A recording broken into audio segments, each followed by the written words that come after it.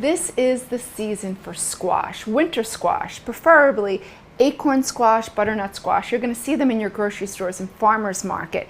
And today I take acorn squash and prepare it really simply with just a few ingredients, whip it together for the ultimate side dish.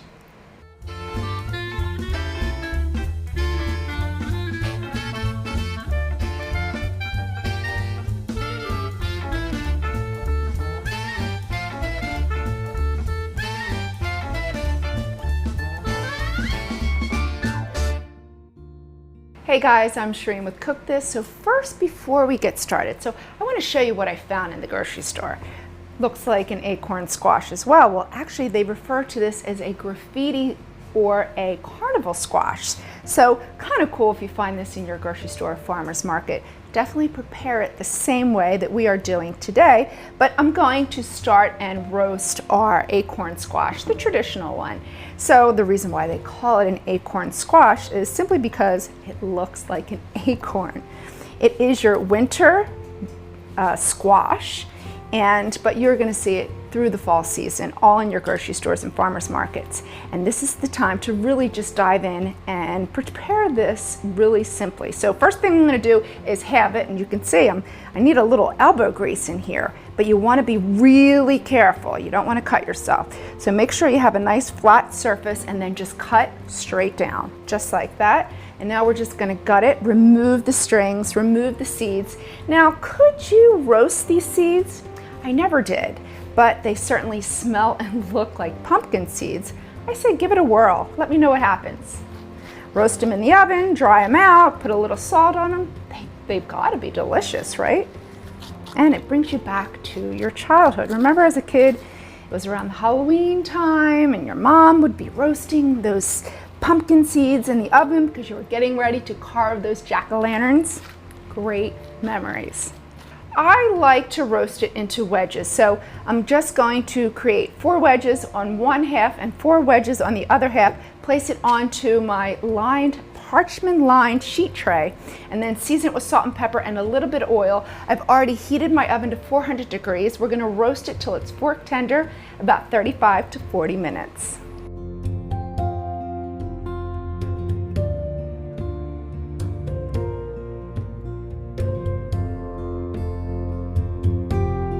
So our acorn squash is perfectly roasted, so I'm just going to let it sit for a little bit, just until we can actually touch it. It's not too hot, and remove the skin.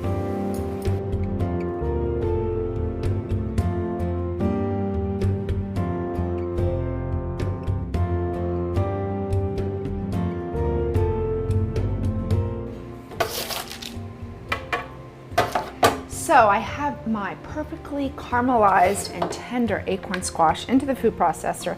Along with that, we're going to add some brown sugar. So that's light brown sugar, some cinnamon, and butter. So just a little bit of butter. Just a touch of pepper, and then we're going to whip it together, but we don't want it too whipped. We don't want to create baby food. We almost want it to have like a chunky, smooth texture, so we're going to pulse it a few times.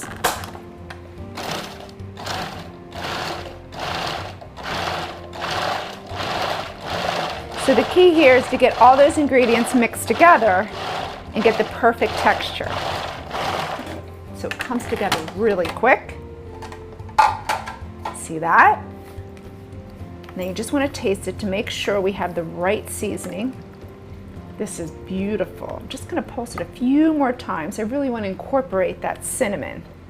So the cinnamon just gives it a nice warm flavor, reminiscent of the fall season and winter season. It's ideal. And that sweetness from the brown sugar is just perfect. Okay, that's enough. We don't want baby food. And over the weekend, I actually made this recipe. Actually, I geared my menu around this recipe because I was having my girlfriend Barbie over for dinner. It was her birthday. I wanted to treat her. And this was the starter, creating my menu for that dinner. And it paired beautifully with a pork loin roast, bone-in. So delicious. You could pair it with chicken, fish. Look at that.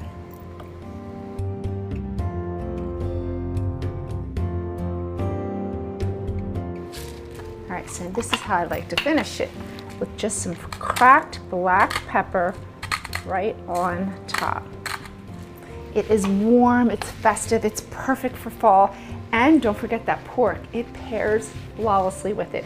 For this recipe, go to the newspaper's website and visit me on Facebook and Twitter for more culinary tips. I'm Shereen with Cook This. Thanks for watching. See you next week.